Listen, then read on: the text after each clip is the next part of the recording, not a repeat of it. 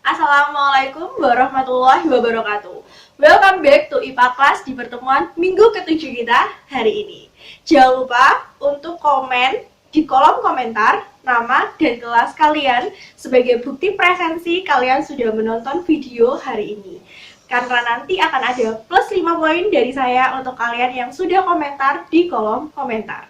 Seperti biasa, peraturan di IPA Class kita adalah: pertama, mengenakan seragam saat menonton video ini. Yang kedua, siapkan buku dan alat tulis untuk merangkum video pembahasan hari ini. Di minggu ke-6 kemarin, kalian sudah mengikuti ulangan materi bab pertama, yaitu gerak. Dan di minggu ke-7 ini, Bu Novi akan membahas soal-soal ulangan kemarin. Nah, untuk itu, tugas kalian di pertemuan minggu ke-7 ini adalah mencatat semua pembahasan soal yang sudah Bu Novi siapkan. Nanti kalian upload di akun Google Classroom kalian masing-masing sebagai bukti bahwa kalian sudah mencatat jawaban dan pembahasan di video hari ini. Oke, kalau gitu kita langsung aja lanjut ke video pembahasannya. Baiklah, di video pembahasan kali ini, Bu Novi akan membahas soal-soal ulangan harian yang sudah kalian kerjakan di minggu kemarin. Masih banyak yang nilainya di bawah KKM, karena itu tolong dikerjakan ulang dengan mencatat jawaban-jawaban yang akan Bu Novi bahas berikut ini. Saya mulai dari soal nomor 1. Soal nomor 1, sebuah benda dikatakan bergerak jika benda itu mengalami perubahan kedudukan. Ingat bahwa benda itu dikatakan bergerak jika dia berpindah tempat, berpindah posisi. Jadi jika dia berpindah kedudukan, baru dikatakan bergerak. Soal nomor 2, Ratri keluar dari rumah untuk bersepeda dengan membonceng adiknya. Maka yang bergerak adalah, jawabannya, Ratri terhadap rumah. Suatu benda dikatakan bergerak jika posisinya berubah acuan. Posisi Ratri tidak berubah terhadap sepeda ataupun adiknya. Posisi Ratri berubah menjauhi rumah, maka Ratri bergerak terhadap rumah. Soal nomor 3, kamu berjalan ke arah timur sejauh 4 meter, kemudian kamu berjalan ke selatan sejauh 2 meter dan arah barat sejauh 4 meter. Berapakah perpindahanmu? Jawabannya adalah 2 meter ke selatan. Ingat, rumus perpindahan bergantung pada arahnya. Jadi 4 meter ke arah timur ditambah 2 meter ke arah selatan dikurangi 4 meter ke arah barat, sama dengan 2 meter ke arah selatan. Ingat, arah yang kita gunakan adalah arah berdasarkan kompas. Soal nomor 4. Berikut ini yang merupakan gerak semu adalah: matahari terbit dari timur dan tenggelam dari barat. Ingat, gerak semu adalah keadaan sebuah benda yang sebenarnya diam tapi tampak seolah-olah bergerak. Yang bergerak itu bukan matahari, tapi bumi yang berotasi dan berevolusi mengelilingi matahari, sehingga matahari tampak seolah-olah bergerak terbit dari timur dan tenggelam di barat. Soal nomor 5. Berikut ini 4 contoh gerak benda. Yang pertama, bola yang jatuh bebas ke bumi. 2. Bola menggelinding di atas pasir. 3. Bola menuruni bidang miring. 4. Bola yang dilempar vertikal ke atas. Gerak lurus berubah beraturan dipercepat atau GLBB dipercepat. Pada contoh gerak tersebut ditunjukkan oleh nomor 1 dan 3. Kenapa? Karena GLBB dipercepat jadi kecepatannya itu bertambah, sehingga percepatannya berubah. Soal nomor 6. Berikut ini peristiwa yang berhubungan dengan hukum Newton 1. Jawabannya adalah ketika mobil tancap gas, badan kita akan terdorong ke depan untuk mempertahankan posisi tubuh kita supaya tidak terjatuh. Hukum Newton 1 menyatakan bahwa suatu benda akan tetap diam atau bergerak lurus beraturan jika resultan gaya yang bekerja pada benda itu sama dengan 0. Sigma F sama dengan 0. Soal nomor 7. Berikut beberapa peristiwa sehari-hari. Nomor 1. Tangan terasa sakit saat memukul dinding. Nomor 2. Bagian ujung kaki terasa sakit saat menendang bola. Nomor 3. Buah yang jatuh dari pohon bergerak jatuh bebas. Nomor 4.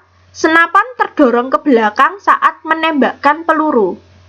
Peristiwa yang merupakan contoh dari hukum 3 Newton ditunjukkan oleh nomor 1, 2, dan 4. Hukum 3 Newton sering disebut sebagai hukum aksi-reaksi.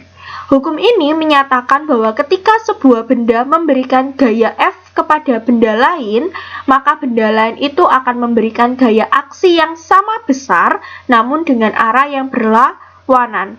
F aksi sama dengan negatif F reaksi. Tapi negatif di sini bukan menyatakan dia nilainya minus, tapi dia menyatakan arah yang berlawanan dari aksi yang diberikan. Selanjutnya nomor 8. Berikut pernyataan berikut ini. Memberi bentuk tubuh, menegakkan tubuh, tempat melekatnya otot, menggerakkan otot tubuh. Berdasarkan pernyataan di atas yang merupakan fungsi rangka ditunjukkan oleh nomor 1 dan 3. Fungsi rangka pada tubuh manusia adalah menyangga dan memberikan bentuk tubuh, tempat menempelnya otot yang membantu proses gerak sebagai alat gerak pasif, tempat pembentukan sel-sel darah, dan tempat penyimpanan mineral atau kapur. Soal nomor 9. Contoh tulang pendek terdapat pada tulang pergelangan tangan, tulang pergelangan kaki, dan ruas-ruas tulang belakang. Tulang pendek berarti dia tulang yang ukurannya lebih pendek dibandingkan tulang yang biasanya. Karena itu biasanya dia terletak sebagai di antara tulang-tulang pergelangan. Soal nomor 10. Saat tangan memegang kepala, yang terjadi adalah otot bisep kontraksi dan trisep relaksasi. Seperti ini ya. Jadi otot bisep kontraksi dan trisep relaksasi. Soal nomor 11. Gerak tumbuhan yang memerlukan rangsang berupa kadar air di dalam sel sehingga terjadi pengerutan yang tidak merata disebut gerak higroskopis. Gerak higroskopis. Gerak tumbuhan yang memerlukan rangsang berupa perubahan kadar air di dalam sel yang tidak merata sehingga terjadi pengerutan yang tidak merata disebut gerak higroskopis. Soal nomor 12. Contoh gerak tumbuhan berikut yang bukan merupakan contoh dari gerak nasti adalah merekahnya kulit buah-buahan yang sudah kering pada tumbuhan polong-polongan. Nasti adalah gerak dari sebagian tubuh tumbuhan sebagai tanggapan rangsang yang datangnya dari luar, tetapi arah gerak tidak ditentukan oleh datangnya rangsang. Soal nomor 13. Sebuah kecamba diletakkan pada kamar yang bebas cahaya matahari. Jika seberkas sinar dimasukkan ke dalam kamar tersebut, reaksi dari kecamba adalah tumbuh ke arah sinar. Ini adalah gerak dari fototropisme. Ingat, tumbuhan dia selalu melakukan fotosintesis. Karena itu dia membutuhkan cahaya matahari. Nah, cahaya matahari itu didapatkan dari mana? Dari sinarnya. Karena itu tumbuhan akan selalu tumbuh mengikuti arah dari sinar cahaya matahari. Next, soal nomor 14. Pak Heru menanam pohon mangga tepat di sebelah dinding rumahnya. Setelah 5 tahun, pohon mangga tersebut tumbuh besar dan berdaun lebat. Ranting dan daun dari pohon mangga tersebut kebanyakan tumbuh menjauh dari arah dinding Pak Heru. Kejadian tersebut merupakan contoh gerak fototropisme, karena tumbuhan mangganya Pak Heru bergerak mengikuti arah datangnya cahaya matahari. Soal nomor 15, gerak akar mendekati pusat bumi merupakan contoh dari gerak geotropisme. Untuk soal dari nomor 1 sampai nomor 15 itu bernilai 5 poin. Dan untuk soal terakhir, yaitu soal nomor 16, itu bernilai 25 poin. Buatlah rangkuman materi dari pertemuan pertama sampai dengan pertemuan ke-6. Materi itu dimulai dari gerak pada tumbuhan yang meliputi gerak tropisme, gerak nasti. Setelah itu gerak pada hewan yang dibagi berdasarkan habitatnya, yaitu gerak pada hewan yang hidup di air, udara, dan tanah. Dan yang terakhir adalah gerak pada benda, mulai dari jarak, perpindahan, kecepatan, percepatan, GLBB dipercepat, GLBB diperlambat, sampai dengan kemarin yang terakhir adalah hukum Newton 1, 2, dan 3.